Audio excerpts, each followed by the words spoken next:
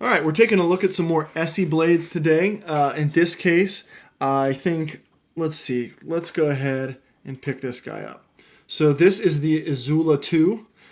This is arguably one of the most popular knives for ESEE. This is my favorite pocket EDC fixed blade in this type of steel.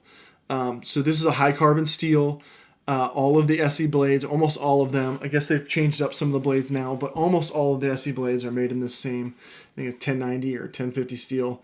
I'm not going to get so much into specs today as I'm going to get into overall impressions in what I've learned from using this knife hard and beating it up for the last couple of years. So the first thing I'm going to say is durability. This type of steel is easy to sharpen, but it's also just a nice, tough steel that you can really not worry too much about beating up the blade. It's going to be tough. The Izula overall is one of my favorite knives because of a couple things. One is its overall size being quite small.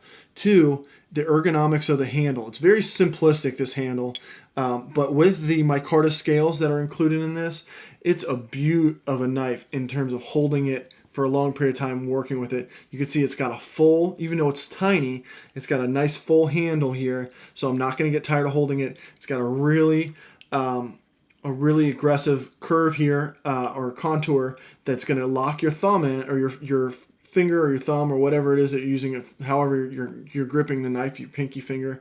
It's going to prevent you from accidentally sliding down the blade and creating some damage and cutting your hand, which is a common thing that occurs when you're using a fixed blade. People don't realize, or just a blade in general. If you're not used to using these and you slam this into the table, the chances that your hand slides down are very low because of this. But if a blade doesn't have this, if the overall design of the handle doesn't have that jimping here and this little contour, it can be quite easy for your finger to slip over this part of the blade and cut you open. So great design overall in this, very simplistic. We've got quite a large size blade overall with this one. You can see it's quite thick for the size of the blade. It's very, very durable. This is the kind of blade that you're going to use and not worry about beating it up. Whether you are prying into some wood, I generally don't recommend prying with any blade. I have broken a couple tips off of blades before, but as far as the overall design and doing what you got to do, this knife is something that you can get in there and not so much worry, because it's not the thinnest blade. It's nice and burly and stocky. So that said, you can see I've put a new edge on this blade a couple times because it is 1090 steel. It is something that you're going to have to resharpen on occasion. So carry a sharpening stone and practice that before you take it out into the woods. It's not going to have the same edge longevity that some of the new modern steels are going to have, but what it is going to have is overall toughness. And also being affordable. This blade generally comes in at less than anywhere from $80 to $120 is probably where you're going to find this. It could be found for maybe even less nowadays. It's been years since I purchased this one. I'm going to provide a link below to finding this to Amazon. So if you're interested in it and you do want to pick one up, you can find it there. As far as modifications to this, I don't have the sheath on me right now. I believe it started with like some sort of a leather sheath similar to this one. I don't recall because I didn't use it for very long before I found that I wanted a different sheath. So what I went for was the Architect brand sheath.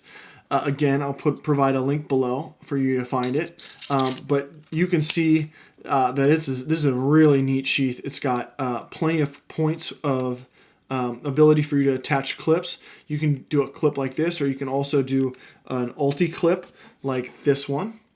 Either one will attach through these grommets.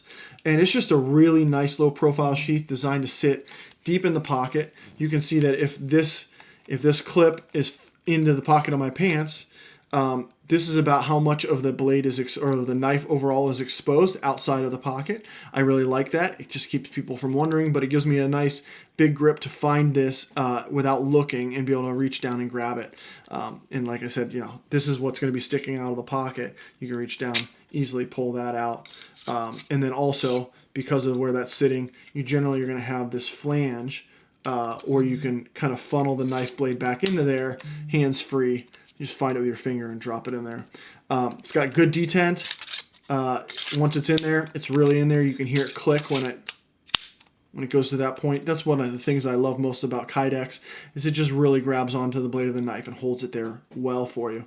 But yeah, I love this type of sheath. I typically use it with this type of steel because it holds less moisture than leather, so you're going to get less corrosion.